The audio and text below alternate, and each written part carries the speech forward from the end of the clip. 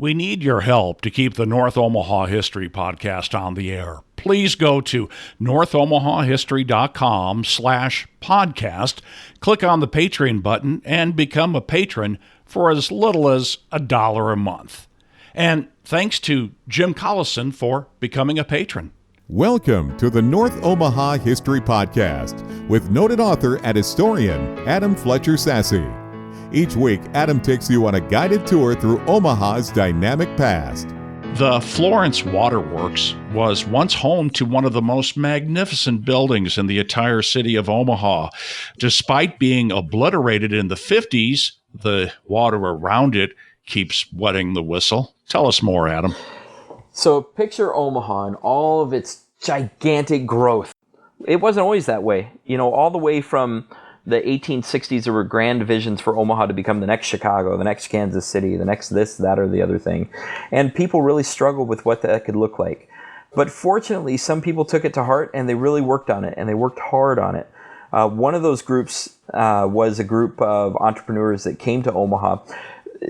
Omaha needed water. Its original waterworks were down on the Missouri River at approximately where Miller's Landing is today, where the Bob Carey Bridge crosses the river. There were some waterworks right there. They pumped water all the way up to the Walnut Hill Reservoir at 40th and Hamilton, but that wasn't enough water to feed a growing city. And so there needed to be some innovation. There needed to be some new opportunities. There was also hand pumps around the city. Lots of neighborhoods had actual wells that stood in the intersection of their four streets, and those wells would be where people would leave their house, walk with buckets, fill up the buckets, bring the water back to their house. And that was pretty common in Omaha all the way through the 1880s.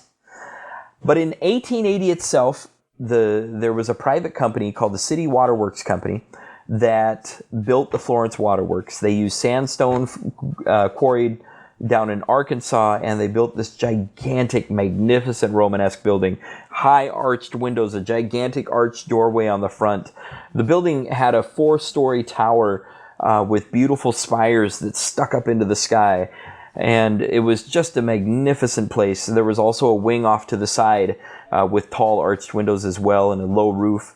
And it was a miraculous looking place. They had really ambitious plans. They had built 3 gigantic pools for cleaning and clearing the river water that they were pumping out of the Missouri right up there. And they had installed a gigantic water fountain that just poured water all of the time right outside of the pumping station. The pumping station was called the Minnelusa Pumping Station. It was named for the nearby neighborhood. It was named for the nearby creek that flowed right through the area called the Minnelusa Creek. And I tracked that in a separate blog post. But the Minnelusa Creek actually became the namesake of not only the Minnelusa Pumping Station, but also the Minnelusa neighborhood just to the south of the Florence Water Works. The Florence Water Works holds the entire Minnelusa Station as well as the pools where the water is processed from being river water into beautiful, clean drinking water.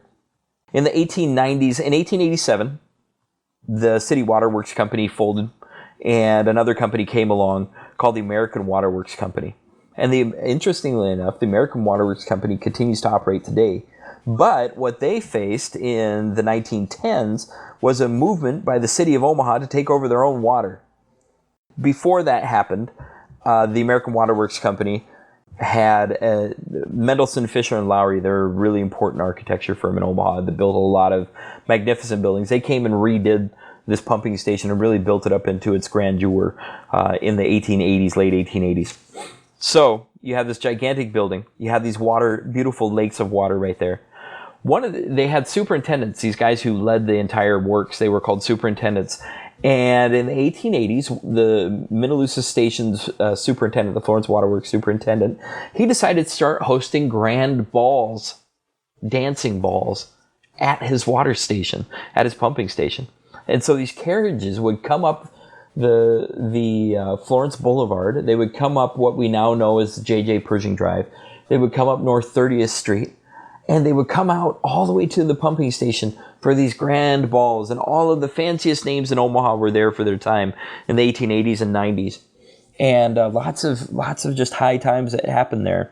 The station itself was actually opened in 1889 by none other than Cowboy Jim Dahlman. who has about a 30-year mark on Omaha history. And this was one of his first acts, was to cut the ribbon. But in 1895, the American Water Works sold the plant to the Omaha Water Works. And in 1912, the Metropolitan Utilities District was established, and they actually took over the entire waterworks that year. You know, it's been an interesting legacy in that building.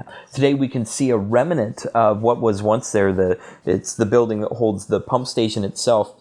The MUD ended up demolishing the gigantic 4-story tower in the building that it was housed in 1970.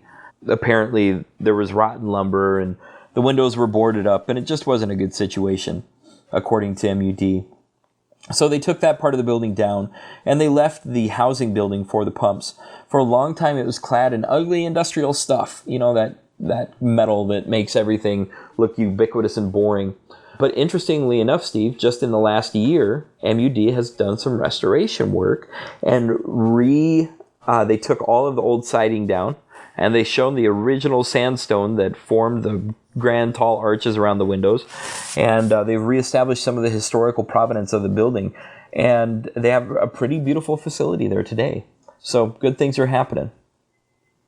I need to drive down to see that. I haven't been down in that area for a long time. So, although I have seen some pictures on Forgotten Omaha, I believe, where somebody snapped some shots and put it up there. So that's pretty cool. It's a cool development. But I'll tell you, you know, there are a couple other things worth noting the next time you get up there. Right on the Missouri River, right off of J.J. Pershing Drive, the city of Omaha has built a new trail. And that trail from the J.J. Pershing Memorial, which is right across the street from the Florence Water Works, that trail goes down to the river. If you didn't go down to the river, just north of that trailhead, just north of the J.J. Pershing Memorial, you can see the Missouri River intakes. It was its own building, separate and away from the waterworks that were built in the 1910s. It's a beautiful little set of buildings that still has some kind of historical features to it and look pretty neat. The thing that you can't see, though, and it makes me sad, on the north end of the old waterworks, there used to be a neighborhood of houses. This neighborhood sat between the Minnelusa pumping station and what we know today as the Mormon Bridge. And these houses, called the neighborhood's a little bit generous, there were about 10 houses there, and a superintendent's mansion.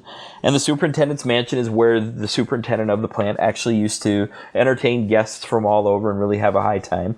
But the houses themselves were these large 4-square houses where the workers at the plant lived, because it was kind of far out, it's kind of remote, but they also needed people to be available 24 hours a day to manage the waterworks and the pumping station. So they had them live right there. There were company houses right there, and those stood all the way into the 1970s before getting demolished. There was actually a really active movement in Florence in the 1970s to preserve the superintendent's mansion as a historical edifice in the area.